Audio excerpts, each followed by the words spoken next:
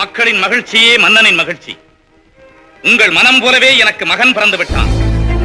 பெருமையும் பூரிப்பும் பொங்க அவனுக்கு தேசிங்கி என பெயரிட்டு பெருமைப்படுகிறோம்.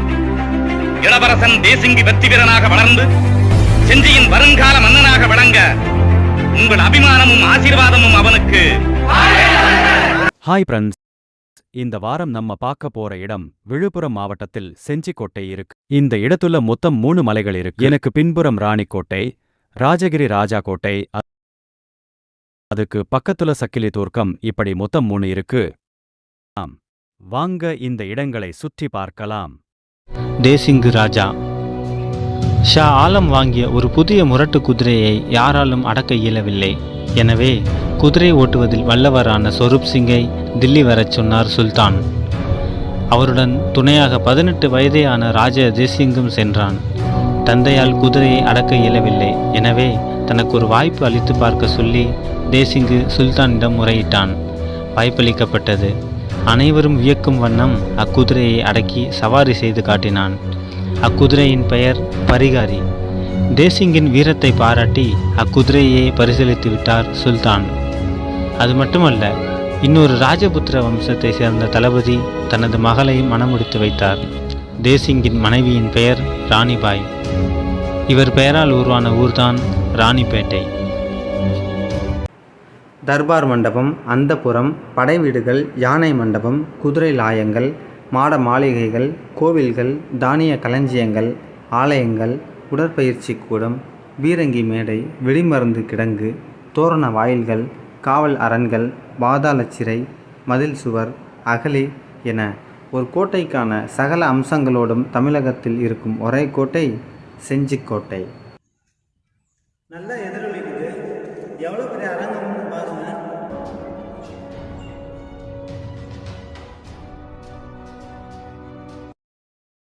அந்த காலத்துலலாம் பார்த்தீங்கன்னா லைட்டெல்லாம் கிடையாதுல்ல, அதனால இயற்கை ஒளி கிடைக்கணும் அப்படின்னு மேலே வெளிச்சம் வர்றதுக்காக 2 துவாரம் இருக்கு பாருங்க.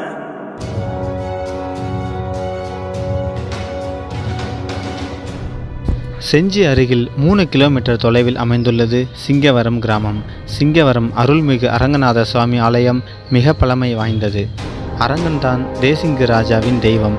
எந்த வேலை செய்தாலும் இந்த அரங்கனிடம் சொல்லிவிட்டு தான் செய்வாராம். தேசிங்கு ராஜன் தன் செஞ்சிக்கோட்டை அரண்மனையிலிருந்து அந்த கோயிலுக்கு செல்ல சுரங்கப்பாதை அமைத்தாராம். நடந்து வர பாதையில் பார்த்தீங்கன்னா நிறைய கருத்தில் எடுத்து இந்த பாதையை அடைச்சி வச்சிருக்காங்க. அநேகமாக இந்த பாதை பார்த்தீங்கன்னா ஏதாச்சும் ஒரு குகை மாதிரி இருக்கும். அவனது ராணியும் மற்ற தோழிகளும் பாதுகாப்பாக செல்லவும் இந்த சுரங்கம் உதவப்பட்டது. எந்த போருக்கு சென்றாலும் தேசிங்கு அரங்கனிடம் உத்தரவு பெற்ற பின்தான் செல்வாராம். பாதுகாப்பு அரண்களை கடந்து கோட்டையின் மையப்பகுதிக்கு சென்றால் கல்யாண மகால் நம்மை வரவேற்கும்.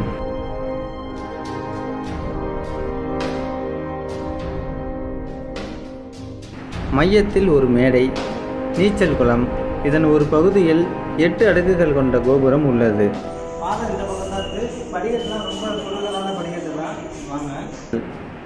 சுற்றிலும் அரச குடும்ப பெண்கள் தங்குவதற்கு அறைகள் இருக்கிறது.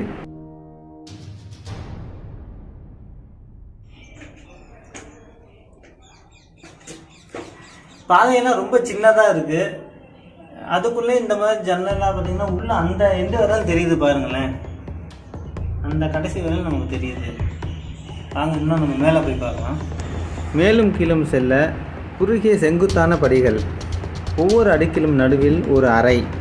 இதன் உச்சி வரை தண்ணீர் செல்ல அந்த காலத்திலேயே சுடுமண் குழாய் பதிந்திருந்த தொழில்நுட்பம் வியக்க வைக்கும்.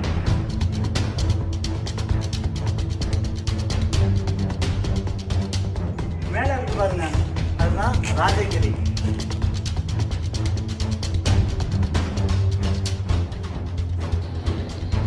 தமிழக வரலாற்றில் செஞ்சிக்கு ஒரு முக்கியமான இடம் உண்டு.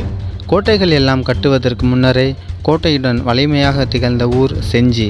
மராட்டிய மன்னரான சிவாஜி இது இந்தியாவில் உள்ள எவரும் உட்புக முடியாத கோட்டைகளில் சிறந்தது என கூறும் அளவுக்கு அரண் செய்யப்பட்ட கோட்டையாக இது இருந்தது.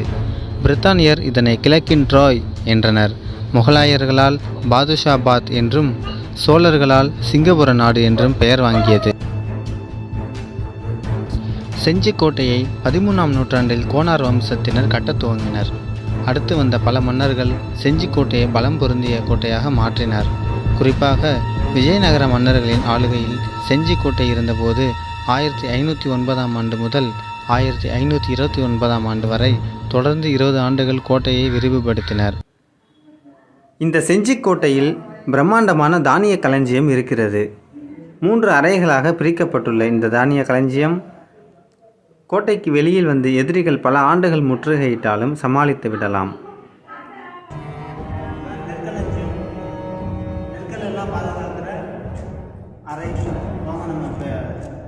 எல்லா அறைகளிலும் நம்ம போய் பார்க்கலாம். சோழ மன்னர்களின் வீழ்ச்சிக்கு பிறகு செஞ்சி எழுச்சி பெற்றது. புதுச்சேரிக்கும் திருவண்ணாமலைக்கும் இடையில் இன்று சிறு நகரமாக இருக்கும் செஞ்சி ஒரு காலத்தில் ஆந்திராவின் நெல்லூரிலிருந்து தஞ்சை வரை பரவியிருந்த நெடுநிலத்தின் தலைநகராக இருந்தது.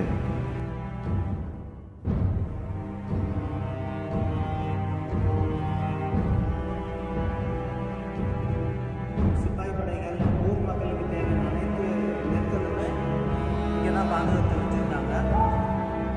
நம்ம 3வது அறைக்கு போகலாம்.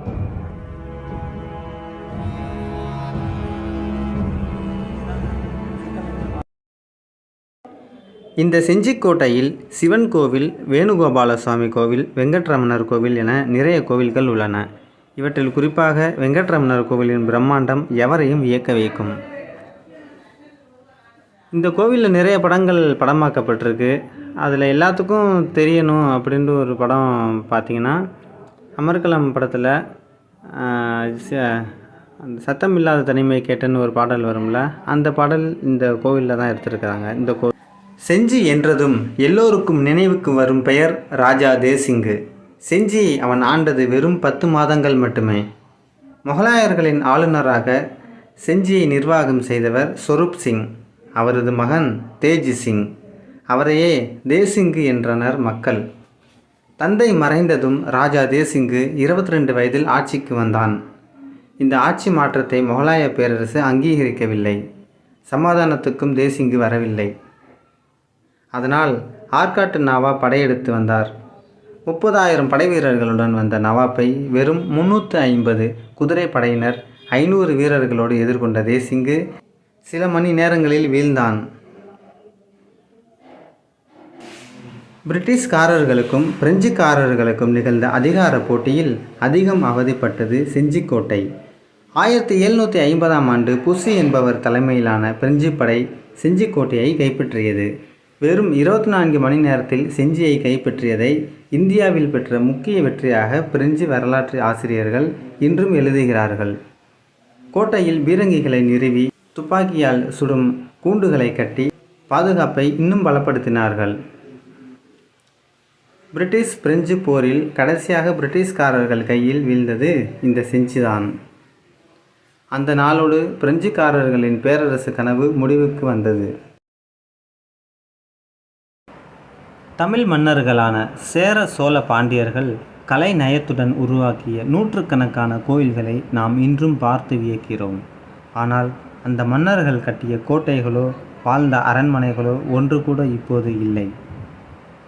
தமிழ் நிலத்தை ஆண்ட மன்னர்கள் எப்படி வாழ்ந்தார்கள், எங்கே இருந்து ஆட்சி செய்தார்கள் என்பதற்கெல்லாம் சாட்சி சொல்லும் சரித்திர அடையாளமாக கம்பீரத்துடன் நிமிர்ந்து நிற்கிறது செஞ்சிக்கோட்டை. சுமார் 830 ஆண்டுகளுக்கு முன்பு உருவாக்கப்பட்ட செஞ்சிக்கோட்டை முழுமையான வடிவத்துடன் மிச்சம் இருக்கும் ஒரே தமிழ் மன்னர்களின் கோட்டை.